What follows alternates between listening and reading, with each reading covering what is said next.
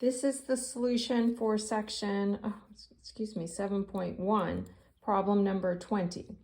And here we're being asked to graph using the slope and the y-intercept method. And the equation is given y equals 2x plus 4. So as a reminder, we have the equation of a line that is called the slope-intercept form of a line, y equals mx plus b, where the number in front of the x, the coefficient m, is the slope, and the number that is added or subtracted, it could be a minus, from the x is the y-intercept.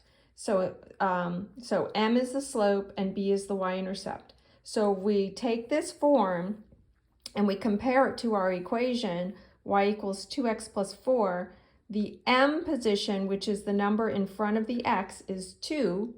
So the slope is 2. And the b position, which is the number added or subtracted to the x term, is 4. So b is 4. So the slope is 2 and the y-intercept is 4. Slope is defined as rise over run. So slope is, in order to use it, we have to write it as a fraction.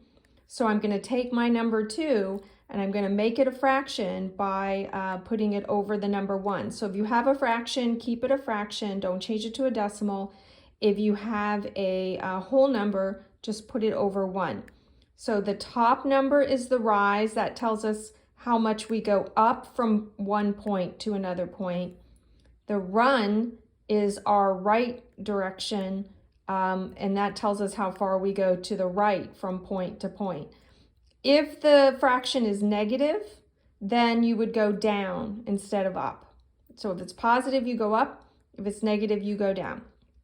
So the process is we are going to start by first plotting the y-intercept, and then we're going to count from that point the rise and run to get the next point. So here my y-intercept is 4, and the y-axis is the up and down axis. So I'm going to start at 4 on the y-axis. And from this point, don't go back to the origin, from this point, I'm going to count up 2, because this is my slope. So I'm going to go up 1, 2, and then to the right 1.